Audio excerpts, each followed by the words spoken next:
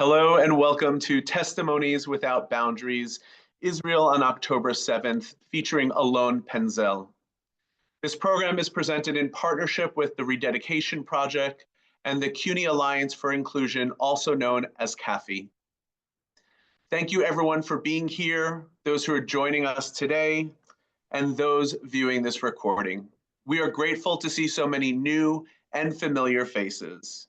And a very special thank you to our guest speaker, Alon Penzel, who I'll be introducing to you in just a moment. My name is Michael Mantell. I'm a psychotherapist, educator, and the chair of CAFI's events and programming. And now it is my pleasure to introduce you to Alon Penzel. Alon is an Israeli spokesperson, author, journalist, social activist, and TV anchor. He served as IDF spokesperson for the foreign press in the Unit for Coordination of Government Activities in the Territories, also known as COGAT. And today he represents the State of Israel on the international arena at global conferences, events, and lectures. Alon won the prestigious Ramon Award for Excellence in Leadership after publishing his first book at the age of 16. And he's the author of the international best-selling book, Testimonies Without Boundaries, Israel, October 7th, 2023, which is now available in Hebrew and English worldwide and will hopefully be available soon in other languages as well, as we know it's very important for the world to hear these testimonies and know about the horrific truth about Hamas and the wicked October 7th terrorist attack on the Jewish people. Throughout Alon's presentation, we invite you to share your questions or comments in the chat. And at the end of Alon's presentation, we will open up the program for Q&A. No matter how incredible these programs are, and thank God they always are, your participation at the end of the program adds so much more meaning and value. At that later time in the program, please feel free to raise your virtual hand using the hand raise emoji so we can see you, or unmute yourself to ask your questions or comments directly, or I can share the questions or comments that you've written in the chat for you. And just one announcement before we begin. On Wednesday, April 9th at 7 p.m. Eastern Time at the CUNY Graduate Center in East Midtown Manhattan and via Zoom, please join us for a very special Yom HaShoah screening of the short film, The Book of Ruth, and a talkback featuring the Israeli-American award-winning actress and filmmaker and star of the film, Hen Drachman. This thought-provoking short film and post-screening talkback will explore the themes of sacrifice and survival and what it means to be Jewish today in a post-Holocaust and post-October 7th world. The short film, The Book of Ruth, features Tony and Emmy Awards nominee Tova Felchu, has been in numerous festivals around the world, and has won numerous awards. I want to thank you all again for being here, your continued support, and your attendance of these programs. And again, thank and welcome Alon Penzel. Alon, the floor is yours. Thank you, Michael. Thank you, everyone, for being here today. I see the names and the locations where you're coming from, and I've been to many of them to share about the book, about the testimonies, about what I have witnessed, about what I have heard and seen, either the bodies that I've seen, either the testimonies that I've both documented, collected, and from the rescue forces, from Zaka volunteers, from the medical and personnel and the survivors themselves. I'll share a bit about it today. So I've been in many of those locations you're coming from. Thank you for your support, for being here. The reason we're doing this today is to give, to strengthen our community all over the world, to strengthen the community of people who care about human values, about Israel, about the hostages, about the commemoration of October 7th. And it means a lot to me that you are here. So my name is Alon Penzel. I'm 24-year-old, and when I was younger, I participated in many different organizations trying to raise awareness about Israel and basically to introduce to the world how Israel truly is from a teenager's point of view. I wrote my first book when I was 16, and I had 3 different TV shows, weekly TV shows on different Israeli channels when I was younger, when I was 17. I joined military, and I was basically the spokesperson for the foreign media in the military unit of Kogat. Just in a few words about the military unit, it's a unit that um, we were issuing permits for Palestinians to enter Israel for um, medical assistance, either going to Israel for life-saving medical treatments, either providing humanitarian assistance to both the Gaza Strip and Judea and Samaria in case needed. So, any allegations that we have been hearing since the beginning of the war, but generally about accusing Israel, allegations against Israel for creating some kind of humanitarian crisis in Gaza. I think if you will want me to in the Q&A, I'll definitely elaborate about how wrong it is and how um, and what a lie it is basically. I was trying to ensure that the foreign media represents the truth as close to it as possible. Obviously, you're from different places around the world. I'm sure the Americans are familiar with how the CNN covers the Israeli-Palestinian conflict. People from the UK here know how the BBC covers the Israeli-Palestinian conflict. I was working with hundreds of different journalists from possibly every media outlet around the world, and I was exposed to the extent of not only anti-Zionism but anti-Semitism, which I later realized is completely the same. Even if you can find a decent journalist within those media outlets, then the editors who are basically in charge of what is published or not, um, then the then they basically make sure that the truth is not out there in the news. And because of that reason, and since I'm the grandson of a Holocaust survivor who was born in Germany and escaped to China during the war and then came to Israel and died not longer after from diseases he was suffering from the Holocaust. Um, when October 7th occurred, I felt the obligation to take some kind of action to commemorate what happened, since I knew people would deny the atrocities. I already foresaw on October 7th that the worldwide denial that we would face, the rise of anti-Semitism all around the world. I kind of foresaw it as just like the Holocaust. And what it's been almost 18 months since the attack, and we are facing worldwide denial of the attack, of what happened, of the atrocities, from not only just the public itself in different countries, but also parliament members. We've experienced that as well. I felt the obligation to do something. Part of my military service, which I mentioned, was next to the Gaza Strip, right next to the border, right on October 7th. It was not long ago after I finished my military service. I realized that people, some of them whom I knew, were murdered on the very same bed that I was sleeping on just a few months before, and that it was only a matter of timing. Um, and also a neighbor of a current hostage, a soldier, Matan, who's still being held hostage in Gaza. All those reasons, you know, gave me the ambition to come up with an initiative. And right on the first week of October 7th, I began documenting the atrocities, meaning not only going down there and documenting what had happened, but also speaking to the survivors themselves, to Zaka volunteers, Zaka basically the rescue forces who came to the scene, and their job was a horrible job recovering the bodies. Nova survivors, those who survived the Nova Festival, Israel's Medical Forensic Institute, which basically its job is to identify the bodies that have not. Its job was to identify the bodies that were not identified after October 7th, and unfortunately there were many of them. Since due to the condition of the bodies, due to the atrocities that were committed.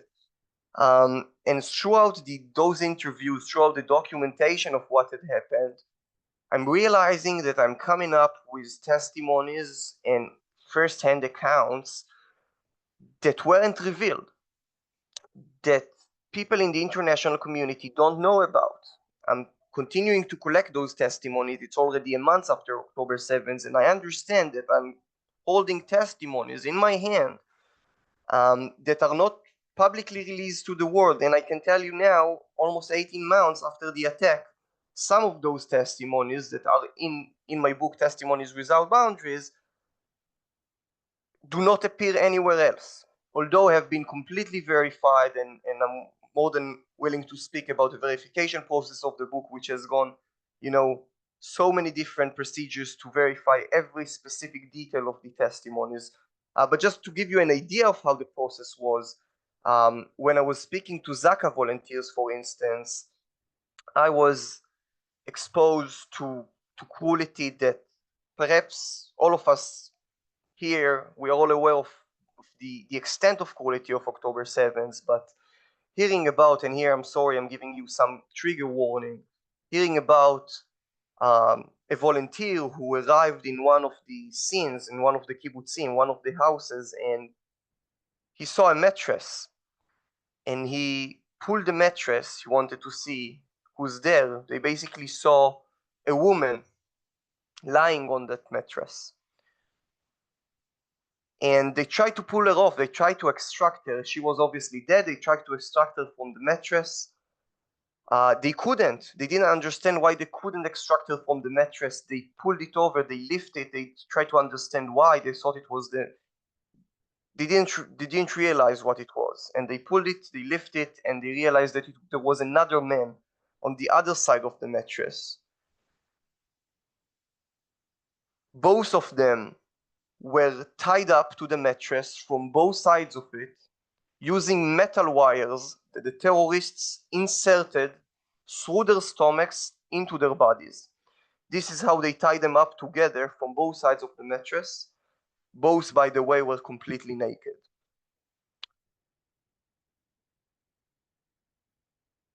More testimonies about sexual abuse, that it probably is the most controversial part of October 7th, because it was very hard to obtain physical evidence, especially due to the condition of the bodies. Most of them were completely burned, due to the fact that most of those who were sexually abused also were slaughtered right after the incidents. It was important for me to cover every aspect of October 7th, so sexual abuse was part of that, and not only of women, by the way, of men. For the first time in the book, I'm revealing the sexual abuse that occurred to men as well, both in the Nova Festival or in the houses themselves. Again, such trigger warning. Obviously, in the book you can find it in a more detailed way.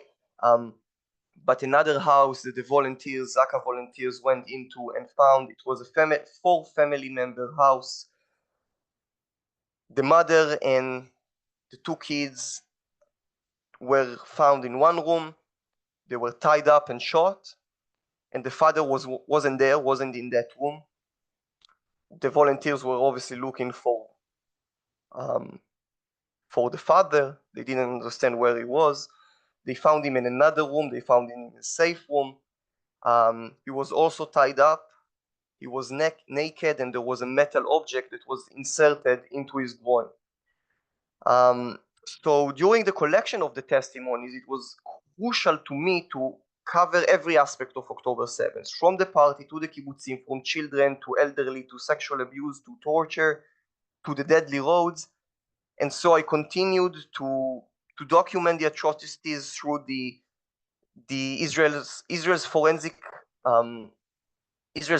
Center. Again, such cruel job that that institute was assigned to investigate the bodies that were not identified. And since the bodies that were brought to that institute were bodies that were not identified, you can just imagine the condition. You can just imagine that horrible things were done to them. Just to give you an understanding of why a body is not identified, there was a person, and I'm describing his condition in the book. he was murdered in 4 different methods. He was not only shot, not only burned, not only stabbed, but was also run over by a car. 4 different killing methods.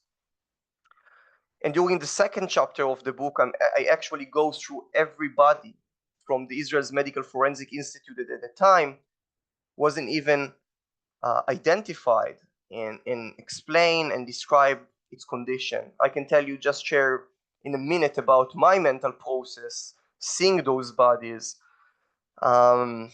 It's not only the physical appearance, it's not only the visuals that are obviously still in my mind, but also the understanding that I'm looking at people.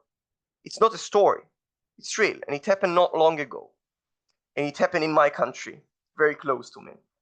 And then when those bodies that I describe, sometimes of kids, you can find it in the book, beheaded girl, for instance, when those bodies are identified and I know who these people are, then it's even harder to look at pictures and photos from those people from just months before then and see that they had a fulfilling life with families, etc., and realizing that it all ended in a minute.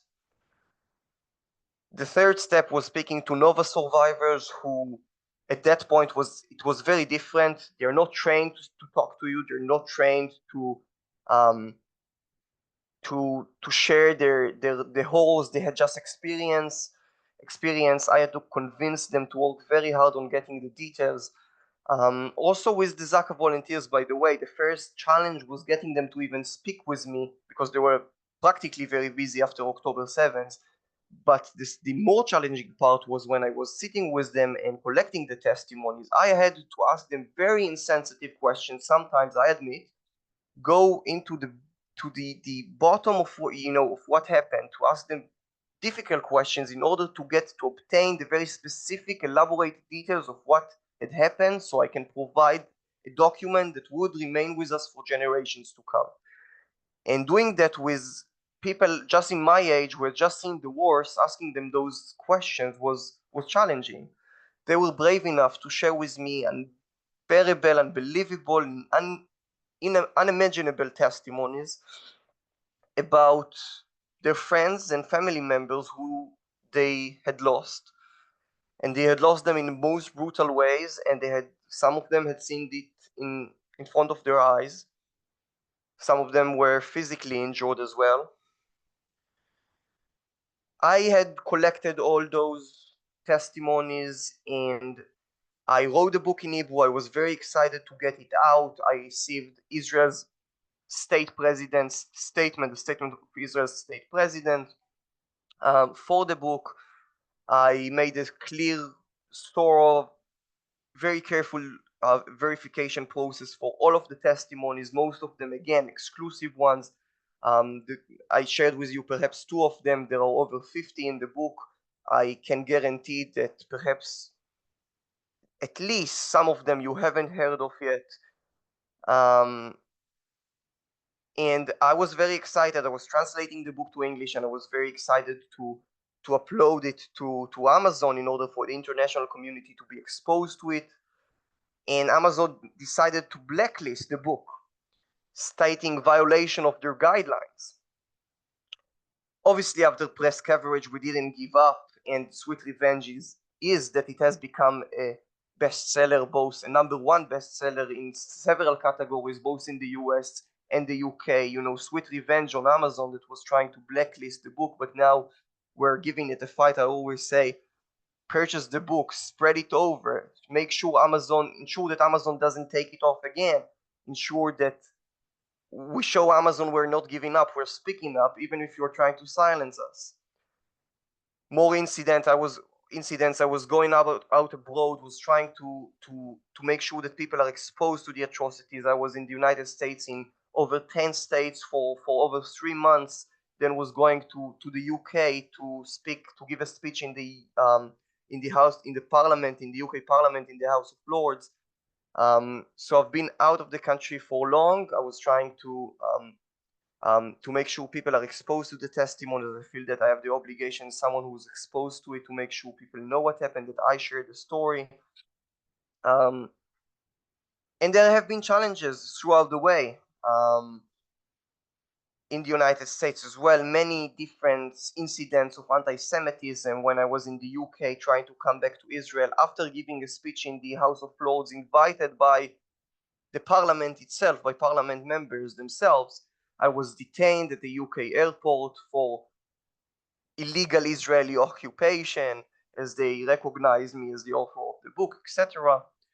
Many different challenges, but and I'll be happy to elaborate more in the Q&A, but I would just like to say that I'm stating those challenges because I live in Israel. I'm frequently abroad, but I live in Israel, and you, all of you who are here, you live outside our country. You live in either the US and Malta and Germany.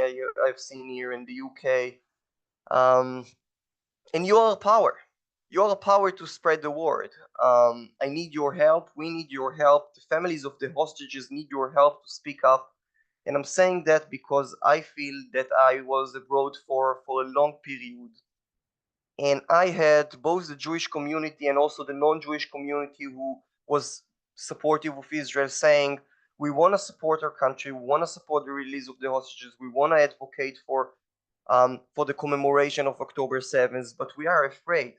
We're afraid to speak up. There is a rise of anti-Semitism, and what I want to say very clearly here is that even if I understand, and I do understand the fear, we don't have the privilege to just let them win, to let them prevail, and if we don't speak up, and if we're not very confident and proud of who we are and of our identity, then they will prevail. Our ability, our best, strongest, most powerful tool is to speak up. They have got the numbers, unfortunately. We have got the truth on our side, and the truth matters more than the numbers.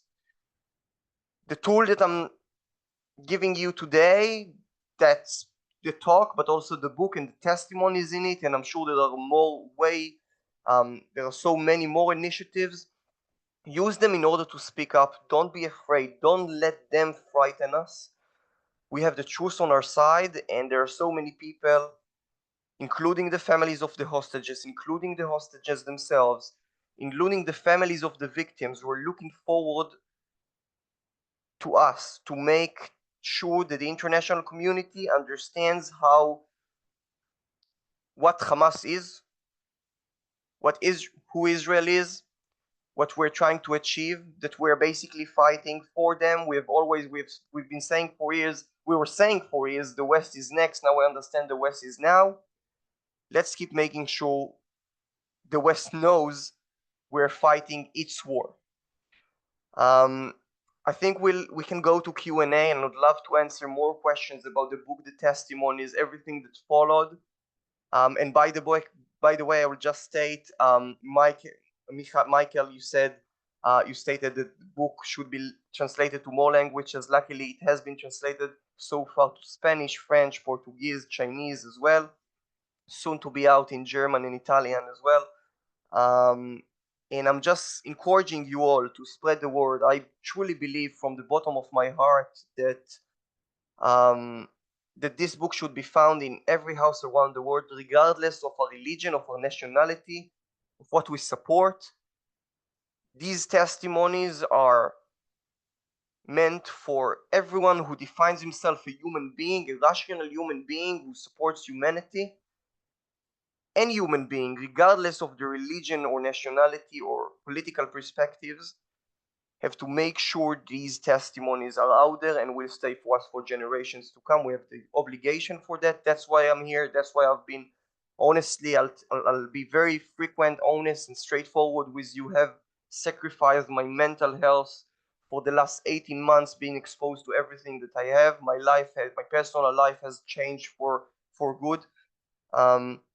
And I think we should all take part in that mission, because we owe it to the victims, we owe it to their families. Thank you so much, Alon. It's intense. It's an intense read. I just want to read. Eva said it's one of the hardest books I've ever read. Could only read a few pages at a time because it brought me to tears. Also, the most important book I've ever read. So I will agree, this is such an intense book, and I had the same reaction. It was very, very difficult. It is very graphic, but I think, as Eva shared, it is so important.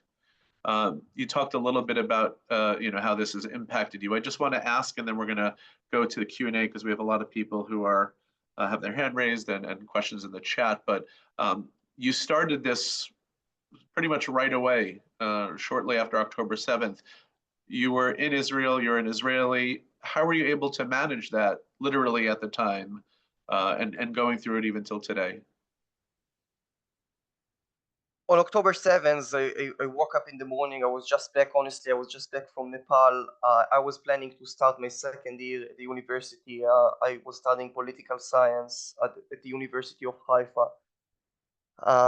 And it came out of nowhere, basically. Already on the first hours of the attack, I began to realize the magnitude of it. For me, it was kind of clear how I didn't understand the exact magnitude of it. Obviously, not the extent of quality and the atrocities that would be committed. Later. I had no idea, but the number of casualties, etc. Since I was serving in the army, and I saw the defense line of the state of Israel, of the IDF, next to the Gaza border. And once I had realized that the terrorists were already in the kibbutzim, I realized that many soldiers must have died and must have been murdered on the way.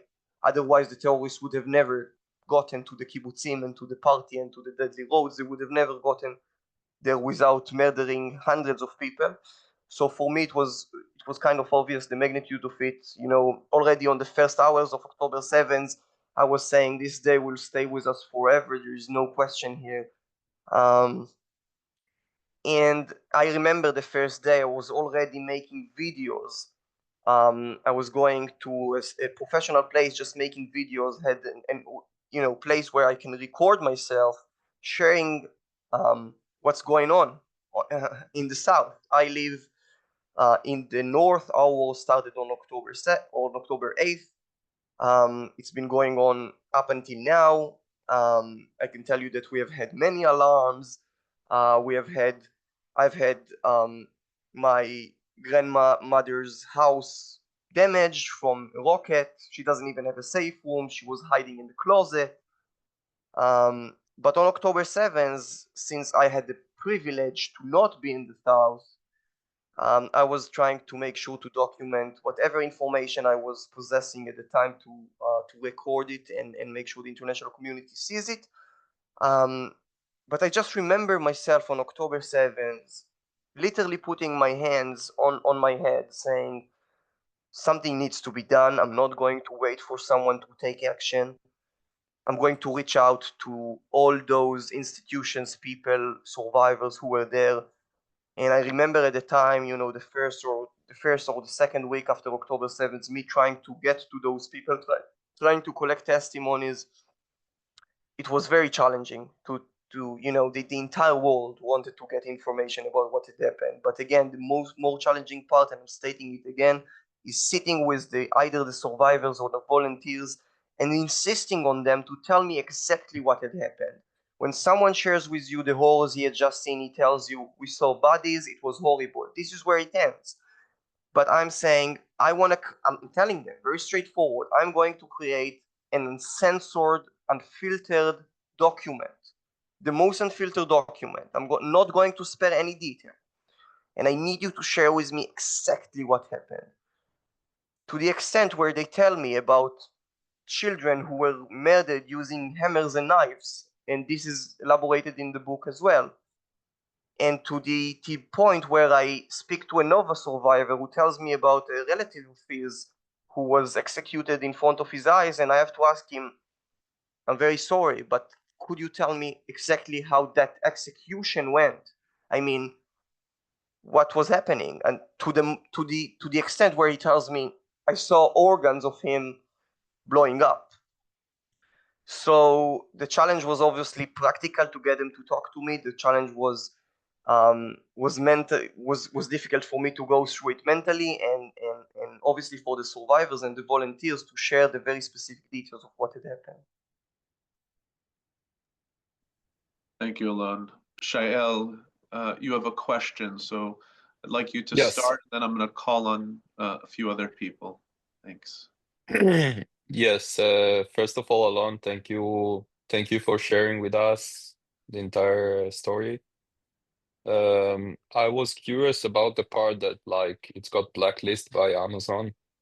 Uh, just like to understand, this sound like very documentary of history that does happen. Like, did they provide any excuse or any explanation to blacklist this book?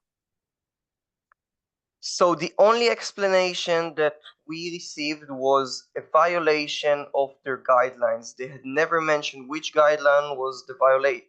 We kept sending emails. We're trying to do it politely. We're trying to understand what the violation was. Obviously, we wanted the book out. We didn't. I didn't think there was any violation, but I was willing to make the necessary adjustments in order for the book to be on Amazon and Yes.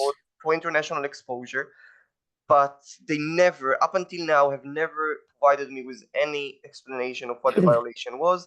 Only after press coverage, which you can find online, we were fighting them. They were approving the book. They said it was a mistake. I can tell you that a few months later, when I wanted to advertise the book on Amazon, put money in order to make sure that more people see it, to promote it on Amazon, they said that the advert for the book was blacklisted again. The reason this time was that was basically, and I'm quoting, due to current events. What were the current events?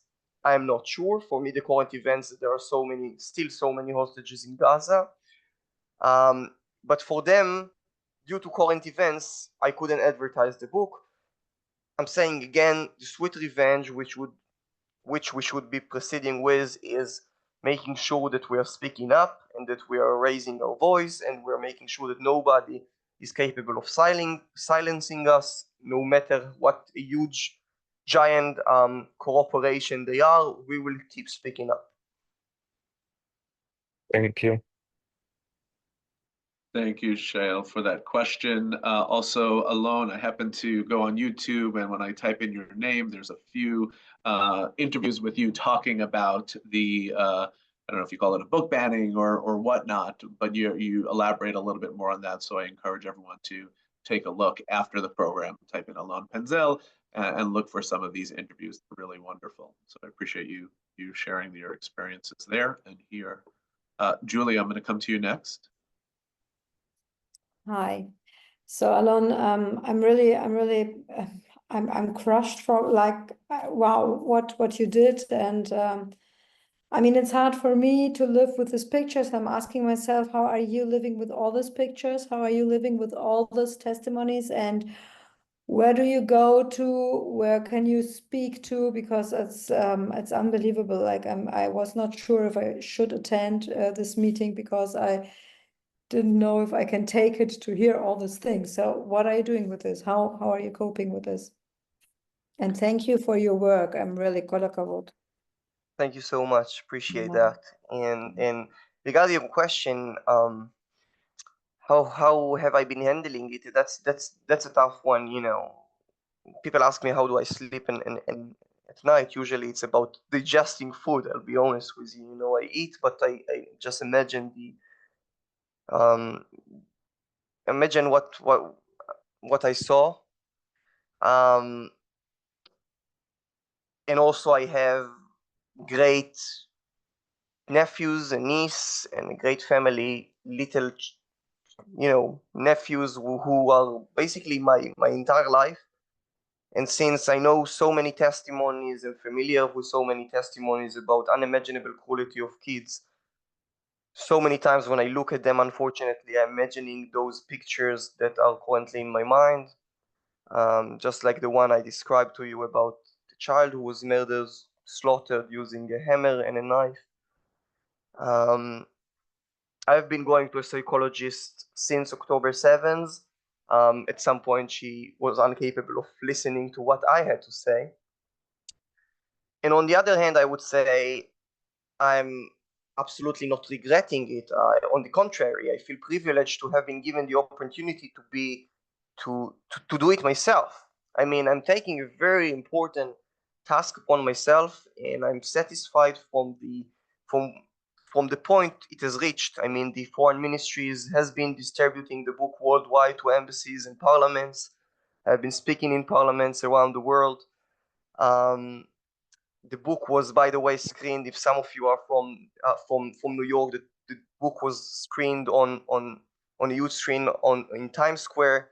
We put the book's photo, book's cover, and I feel like the satisfaction this work gives me.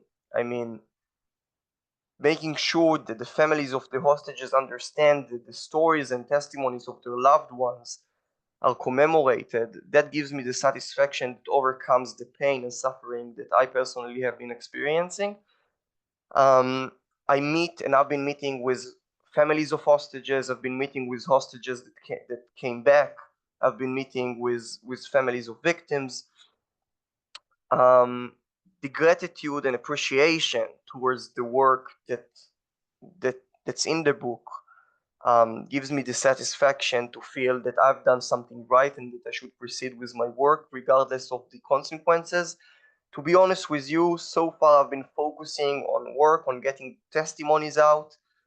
And I believe that more mental consequences are still to be seen, will be seen in the next years. But again, I'm not trying to put myself as a victim, but rather as privileged to have been given the opportunity to take this mission upon myself. And yet saying that, I can't do it all by myself. I need you, everyone who's currently here, and I'm saying it very, very straightforward. Get the book out, get the message out, review it on Amazon. If you have any ideas and opportunities, if you want me to come anywhere, you're more than welcome to get my information and we'll talk about it. We have to get the information out. Sometimes I feel like people are kind of forgetting about, even from our side, from the pro-Israeli side, are forgetting about October 7th because we so badly want the hostages back. And I believe it goes together. I believe we must commemorate and remember October 7th, and we must understand what we're dealing with. I don't think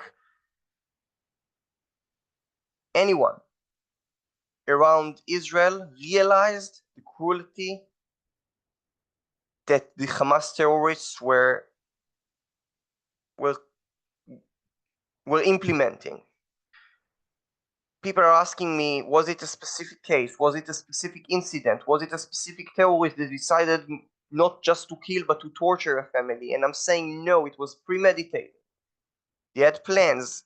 Every incident, it wasn't just a killing, it was a torture, it was a slaughter, it was a sexual abuse. Everything was planned. They didn't come to Israel just to murder Israelis. They came to Israel in order to abuse, to terrorize, to frighten. And so I believe, please, take this mission upon yourselves as well. Spread the message and the word out there. No one is going to do it for us. I can assure you that. You must know it better than I do here in Israel. No one is going to do it for us. Go out to protest, speak up. That's the only option we have.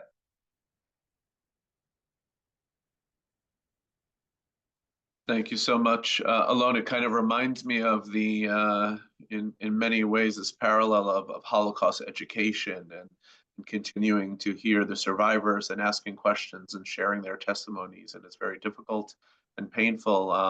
And it sounds like you've taken this on as an obligation and responsibility. So thank you for that. We've a lot more amazing questions. I want to turn it over to Tom. Tom, are you able to unmute yourself? Yeah. Well, first of all, Alon, I think I applaud your bravery, and for taking this on and speaking out so strongly. What irony that after one of the worst atrocities committed against Jewish people since 1945, that anti-Semitism has actually risen. I mean, it's absolutely unbelievable to me, reflective of the sorry state of the mainstream media in the Western world. And my question is kind of multifaceted, and it's quite a tough hitting one. I asked it recently to a friend of mine who was in the IDF who fought in Gaza. How moving forward, because of these appalling atrocities and what some of the things that you've discussed and that people have witnessed, how does Israel ensure its safety, security of the state and its people now moving forward? Is it now time to ask ourselves a tough question of whether accepting the fact that a two-state solution really is not realistic, and we assimilate the West Bank or Judea and Samaria fully into Israeli administration? What would be your view on that? I'd be interested to know. Thank you. So I'll be very straightforward and say that I think analyzing the strategy of how Israel should proceed after October 7th, that's something that I haven't personally actually done with myself so far. I think we should wait and see what happens. We should make sure that, first of all, all the hostages are back. This is the first mission. That Hamas is destroyed completely.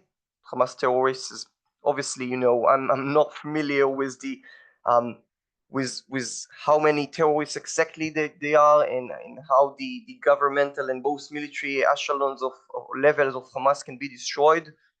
But from what I've seen and experienced and shared in the book, Hamas has to be destroyed. Definitely a goal that goes together. And regarding your question, that's a good one. I think Israel should be looking forward, should look forward should focus on achieving those two targets, those two goals. And once those two goals are achieved, we have to look forward and see how we make sure that we first and foremost secure our own personal safety, the safety of the people of Israel, so nothing like that happens again.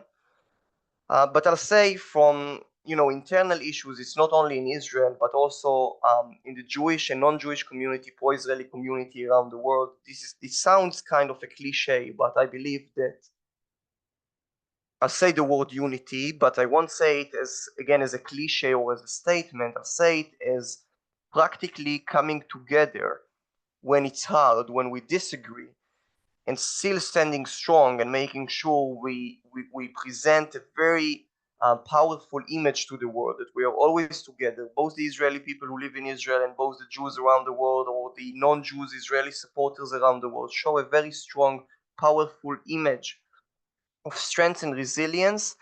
This is definitely a strong part of securing the safety of the people of Israel.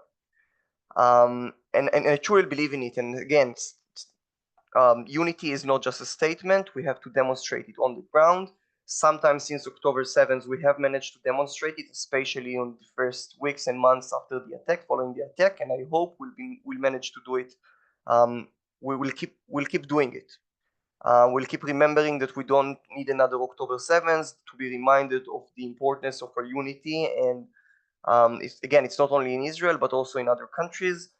So I truly believe we have to make sure to ensure that we achieve those two goals, bringing back the hostages immediately, destroying Hamas, and then look forward on strategy regarding how to secure the safety of Israel in the future. Very thorough answer. Thank you, Alon. I think Elise has a question. Elise, can you unmute yourself? I vaguely remember that after October 7th, there was some talk about the Hamas monsters taking some kind of drug.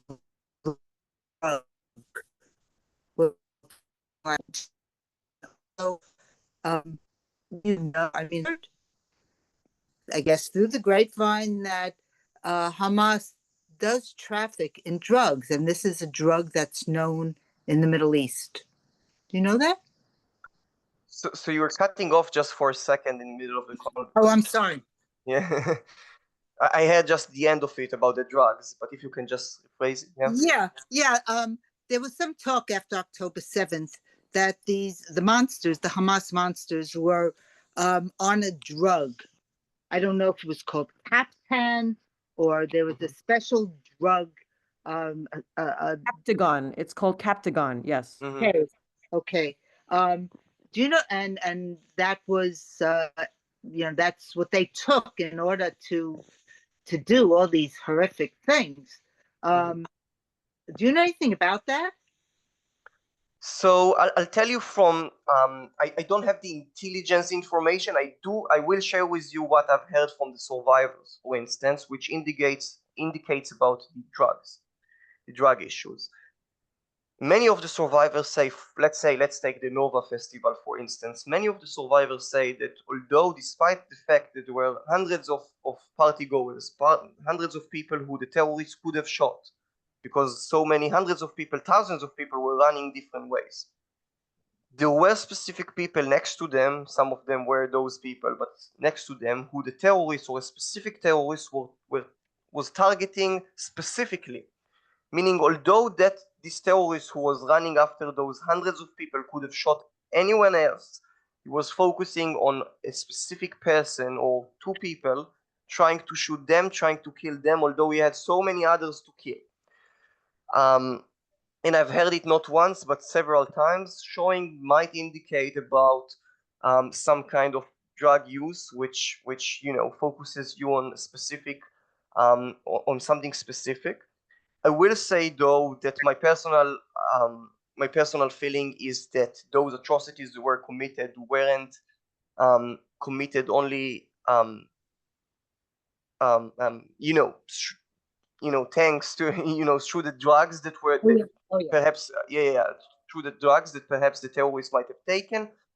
I would say, and the question always comes up, how are so-called human beings, which we know are completely not human beings but monsters or even worse than that, how are they capable of doing such things?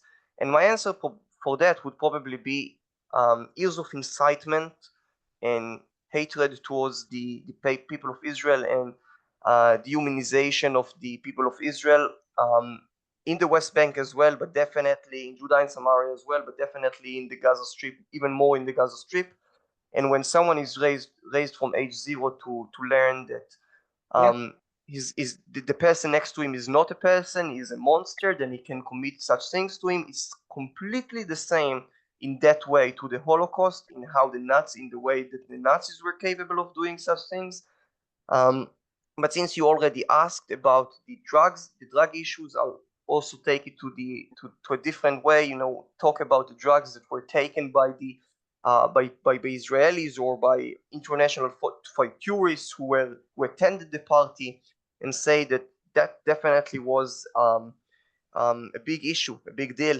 I write in the book about the very, very brave individuals who told me very courageously about their escape routes, and they told me about the drugs that they had taken, and they told me about how hard it was for them to manage their escape after having used those drugs, or after the family members or friends have used those drugs.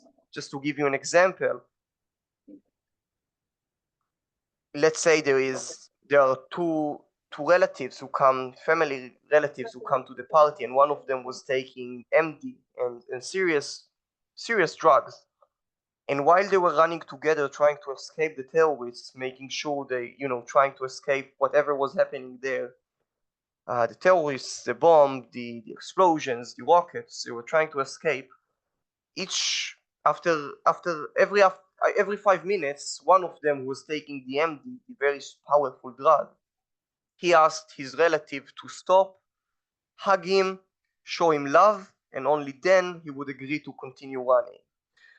Some of them didn't even realize in what position they were in, which made it very difficult for some of them to escape. And I'm just giving it as an anecdote because I think it's interesting to learn about how it went during the party. And I always say about the Nova Festival, which is Obviously the largest massacre of October 7th, but it's also unique in the way that in the kibbutzim, unfortunately, people were slaughtered. There were bravery and heroic stories. But in the Nova Festival, those young people had to pave their escape routes themselves. They had to make very difficult decisions on the ground. Do I keep running for my life? Do I stop and try to help my friend who just fell during the run or just got shot? Or do I leave him behind? Do I further jeopardize my own life by helping others who I just see on the ground, who have just been injured and wounded? There are stories from both ways. Obviously, there is no judgment here, but I think it shows the bravery of those people, because they weren't just saved because they were lucky. They're saved because they were brave enough to survive for hours without water, without food, after having used drugs. And I would just like to express my gratitude and appreciation and admiration to those people, to those young people. Thank you, Elise, for the question. Alon, again, thank you for your answer. Cheryl, if you're able to unmute yourself, I'd like to call on you next. Let's see if that works. You know, and I'm going to go ahead and ask your question for you, because unfortunately we can't hear you. Cheryl asks, can you speak to how the fight, how to fight anti-Semitism that has become normalized in the West? What can we do to fight this, and how to de-radicalize our education system? And can you speak to, if no two-state and no Arab countries want the Palestinians, then what? It's a lot. Well, regarding, I'll start with the second question regarding the strategy. Again, two-state solution or either any other plan. I'm saying, first of all, we have to bring the hostages back. We must destroy Hamas completely, and then look forward towards other options, other plans. And also, it's for probably smarter people than me who are focusing on strategy and how we should proceed in order to secure the safety of the people of Israel. I'm focusing on the commemoration of October 7th. I'll answer regarding the first question, which is regarding anti-Semitism. I wish I had a very smart answer. I'm just saying, as I said before, we have to speak up, and the way to do it, you mentioned campuses. I've heard so many people, families, both in the UK and in the US, in different countries as well, telling me, we want to send our kids, our children, to our sons and daughters to colleges, but we don't, because we're too scared, because we don't want them to be engaged with such pro-Palestinian agenda, perspective, with so many pro-Hamas protests, rallies, demonstrations. And I think that's a complete mistake. I think we have to be there in those places, either the most hateful protests, demonstration, the most hateful campuses. We have to fight it. Obviously, we have to make sure we advocate with the current parliaments and administrations wherever we are, either it's the United States, UK, wherever we are, in order to press them, to push them, to make sure they fight that anti-Semitism, because this is the administration's job in each country. But when they don't do it, we have to take the responsibility on our hands.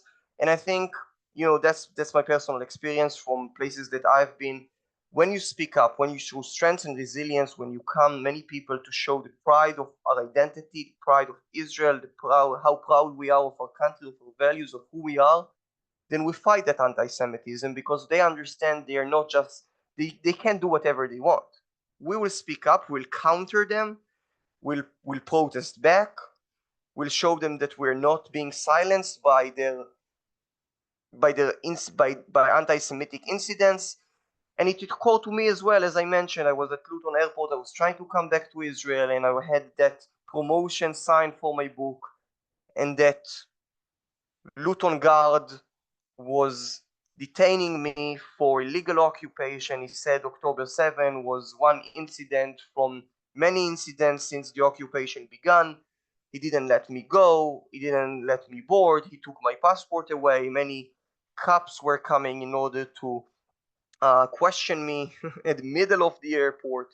So I experienced it as well. And when it happened to me, I spoke up and I fought it back. Now I'm pressing legal charges against the airport and against the individual who did this. And I think we shouldn't give up. We shouldn't let them let them do what they're doing. We shouldn't let them just get away with it. Sometimes it's scary, sometimes it's uncomfortable, sometimes usually it's getting out of our comfort zone. It means getting out of our comfort zone, but if we don't do it, they will just prevail. This is an ongoing fight for a right to exist, not only of Israel's right to exist, but for the Jewish right to exist.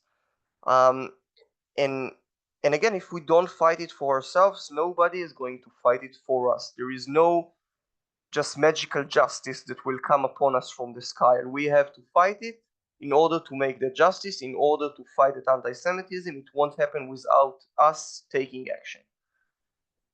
Thank you, Alon.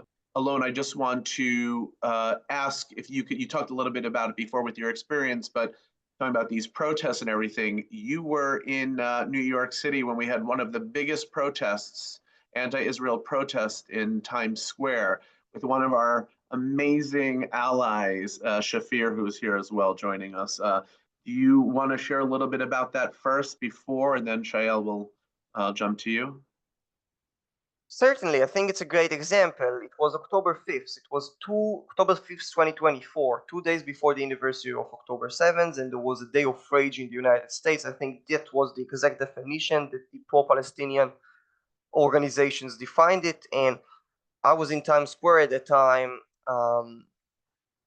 and I just saw it in front of me. There were very brave, powerful Jewish and non-Jewish people who came to counter-protest that huge pro-Hamas rally. I'm saying not pro-Palestinian rally, pro-Hamas rally. And I remember myself being shocked, not only from the extent of hatred, but from the organizers of the protest praising October 7th. You know, for if I were in their shoes, I would be trying to focus on other things, you know, ignore October 7th as much as I could, but they were proud of it. They were praising it. They were stating very out loud on October 7th, the people of Gaza were starting their fight against Israel, were rivaling. And I just remember that, you know, there were thousands of people marching with Palestinian flags. I was marching with them, alongside them, with the Israeli flag, calling for the release of the hostages, calling for the immediate destruction of Hamas. And I just remember myself being very proud, raising the flag around all of them. And although obviously you can all imagine the reaction that I received, I felt like when I was very proud of my identity, when they saw and realized how proud I was of my identity, how much I believe, I don't have the slightest doubt of what my values of my country are, they kind of went silent. And it wasn't just me, it was a community of strong people who were there with me. And I think we underestimate the power we have, even if we counter protest with small number of people. We have such a strong community that we make a difference. And again, it's not about the numbers, it's about the truth, it's about our values. When the truth is on our side and we say it out loud, it is heard. People see it. And if we hadn't been there and they had just been there, then people who just went through would have seen them, wouldn't have seen us. And there wouldn't have been any counter. So I'm encouraging everyone to do the same, even if it means getting out of our comfort zones. This is the only way to fight it. I'm going to call on Shael and then David, but first, before you do, I always say, Alon, you're absolutely right, for us to get out of our comfort zones. I think there's a difference between comfort zone and safety. Safety is number one. We want to make sure that we keep that in mind. But yes, I think we sometimes have to push ourselves out of our comfort zones. Shael, I want to Yeah, I just wanted to contribute to have a little contribution to the discussion. I'm also an Israeli. I just moved here to New York 3 months ago, and for me, I wasn't a witness to a lot of like pro-Palestinian rallies, but usually I do tend to get some sort of discussion with people who anti-Zionist, anti-Semite or something like that. Usually, I know that what helped for me is to try and to ask the right question to understand if the person in front of me is just like going with the flow, with the great trend of blaming the Israelis for apartheid, for ethnical clearance or something like that, or it just like the other side, like you say, people who praise October 7 or people who actually know what they're doing and deliberately pushing towards violence and terror. With the second group, the people who know what they're doing, I speechless. Like it's happened to me one time and I just swallow my tongue. I couldn't like say any word because there is nothing to say about that. But I think the bigger group is the sort of innocent, ignorant people that doesn't understand how the situation is in Israel. And I'm usually like just invite them to come visit the country. It's like so easy for them to see how many Arabs we have, like 20% of the population is basically Arab. So you could walk in Tel Aviv and see Arab and ultra-Orthodox and everybody is like live together. So I think like that's the most simple and most obvious proof that we are not apartheid. We are not trying to discriminate certain population because the Arabs are here. It's a fact. So I know that's how for me. I hope it will be helpful.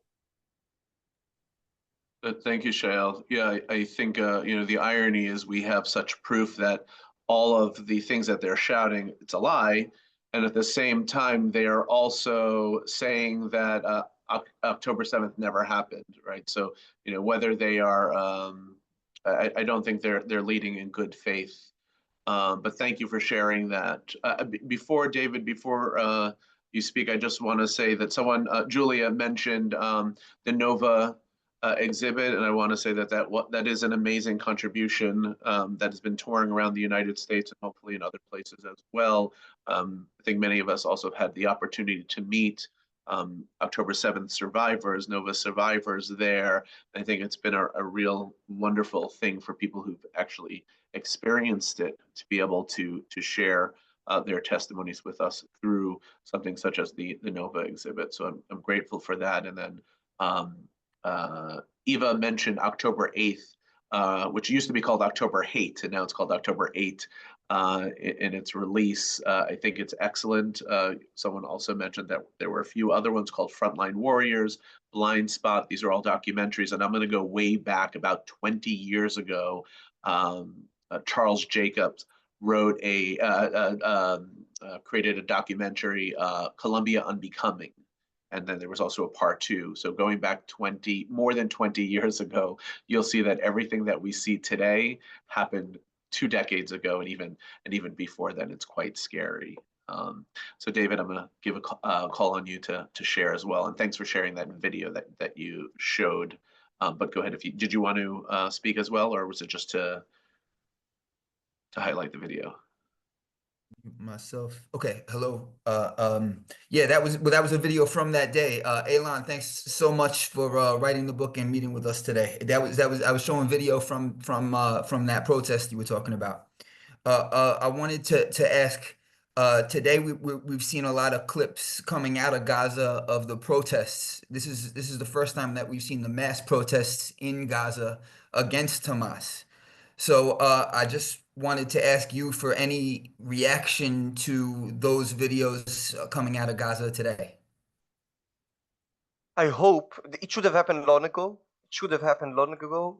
I hope that the people of Gaza, that it wasn't a very specific incident and that this is not where it ends. And I hope that the people of Gaza are waking up. I hope they understand and they start understanding. I'm sure some of them do, that Hamas first and foremost hurts them. We all know that Hamas uses the people of Gaza as a human shield. We all know it takes advantage of them. We all know it steals the humanitarian equipment. The I would say naive international community believes it sends to the people of Gaza and goes directly to Hamas. I hope they understand that there is no good future for them with Hamas. I hope they're waking up. I hope it's not a single incident what we saw today. I hope it will go on.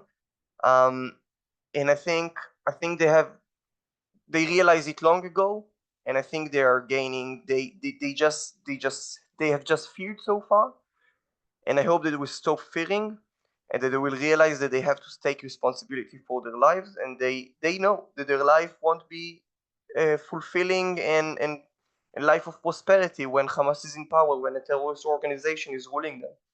And I hope it's not a single incident, that it will just go on. Thank you, David. Daniel asks, a bit after October 7th, a 40-minute video was put together by the Israeli government and shown to politicians and journalists to expose the atrocities. And based on your knowledge alone, how much was left out of the video, or do you have any comments about that video and how that helped to bring light to atrocities? So it was a 47 minutes video that was shown only to journalists and officials and politicians, etc. There was much that was left out of it. I can share with you that many people who've seen the video and then read the book told me how come it's not in the video. So there is much that was left out. And by the way, it's not out of I'm not sure how much of it was because the country wanted to censor it, but rather because it was made right after October 7th, and many of the testimonies, I would say, they're only in the book.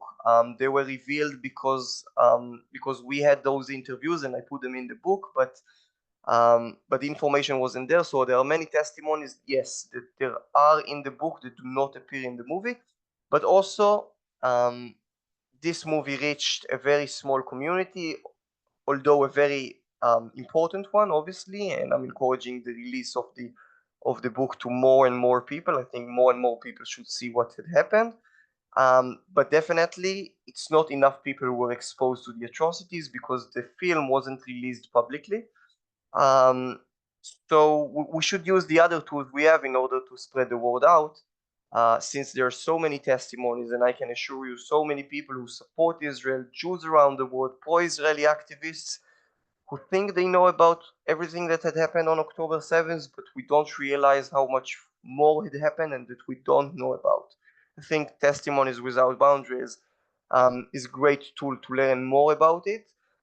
And knowledge matters, because if we have the information, if we possess the information, that we'll be able to use it against those who contradict us, who try to contradict us. Thank you. And Rachel, you had a question as well. Are you still available and can unmute yourself?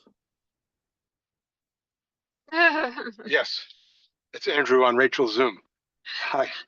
Oh, thank you. Thank you, Andrew. My question is related to, is this going to be translated to Arabic or maybe a number of dialects? We've been working with the Muslim women speakers who are Southeast Asian Muslims who are deeply upset and appalled that Islam has been hijacked, as they say. And they have been working diligently, actually since September 11th. They have made numerous trips to Israel, taking many Muslims with them. And I have reason to believe, having been told, that there are a lot of imams who are not aware of what happened. And I think it would be a great tool in our toolkit to be able to get this into the right hands. So I'm very happy to work with you on that. If you would be in touch with me, I'd really appreciate that. Absolutely, I'd love that. Michael, if you can connect us, then yes, that would be I'll great. definitely share your emails and connect you guys. Thank you. Thank you. Beautiful. Thank you so much for what you're doing. It's just incredible. Kol hakavod. Wow, what a soul you are. Incredible. Thank you so much. I appreciate that. Yeah, thank you. All right. Thank you so much. Okay. We have another question. Were you able to document? Well, I think we know the answer to this, but I'll ask it just for you to be able to answer. Were you able to document whether the atrocities were committed by civilian Palestinians too, and not only by Hamas? So I wish my answer was different. But unfortunately, much of the cruelty that was committed by residents of the Gaza Strip themselves.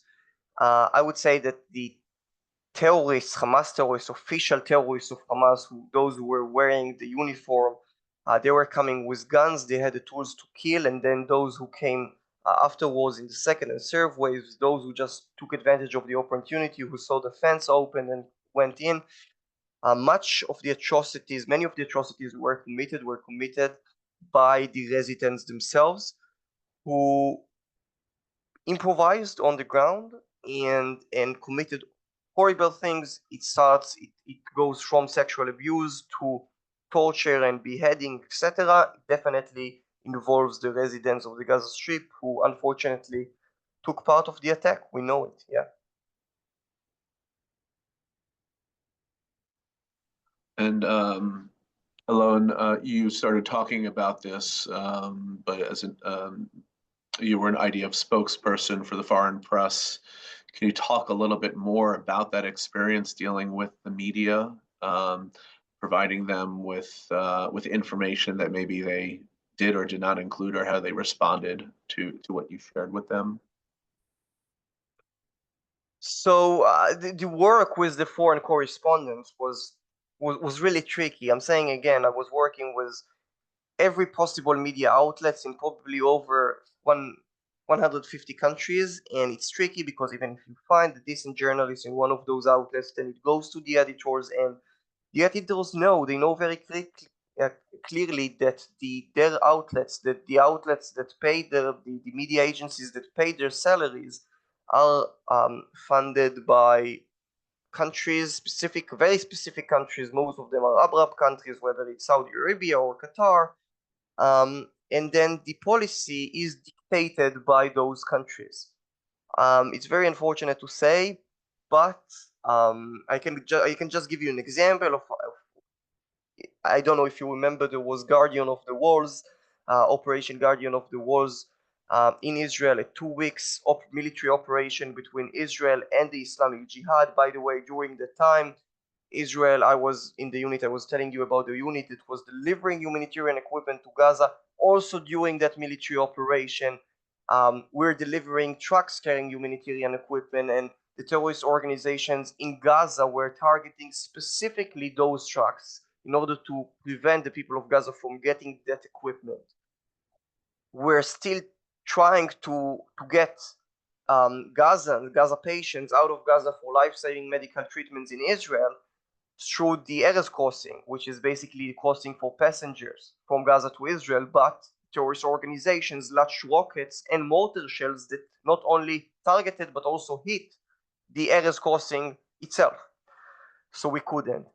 And also the rockets that were fired during that operation to Israel, some of them were failed rockets that fell inside the Gaza Strip and killed Gazans themselves. And then the New York Times did a big story about all the kids that died during that 2 weeks operation between Israel and Hamas. It was 2021, I believe, May 2021. And in that, obviously, they reached out to me to get information about the kids that died during the Gazan kids that died during the operation. And I provided the journalists with specific coordinates, which usually isn't done by any military, of rockets that were launched from Gaza, fell in Gaza, and killed Gazan children, Gazan kids. And although you would probably agree with me that this is super relevant information to such a story, they didn't put it in the story. One of the journalists was decent enough to reach out to me once the story was out and tell me, obviously it's very relevant, I wanted to put it in, but my editors wouldn't let me. So this is just an example of how it works.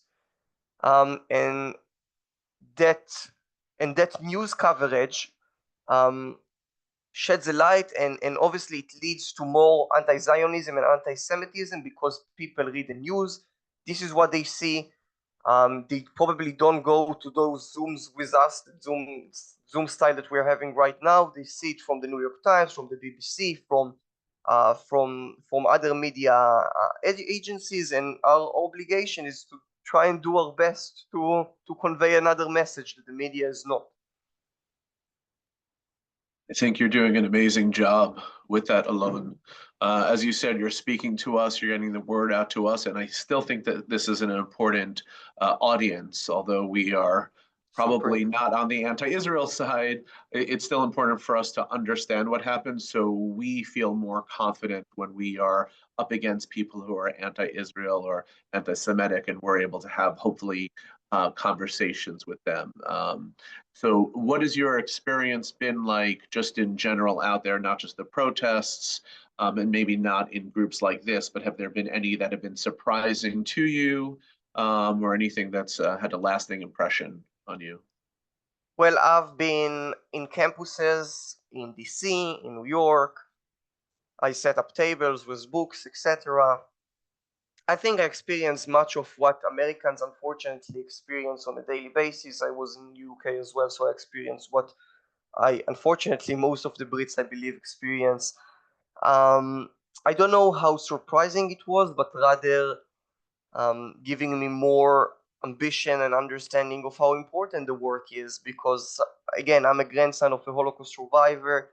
I truly believe the Holocaust occurred mainly, or huge part of it, the fact that so many people are capable of doing such horrible things. It happens through due to years of incitement and dehumanization, and those anti-Semitic incidents that we see on campuses and in other places are dehumanization. This is what those small incidents are what are exactly what are going to lead to horrible things if we don't counter them. So I've experienced it. I can tell you personally that it's just given me more ambition and motivation to speak up.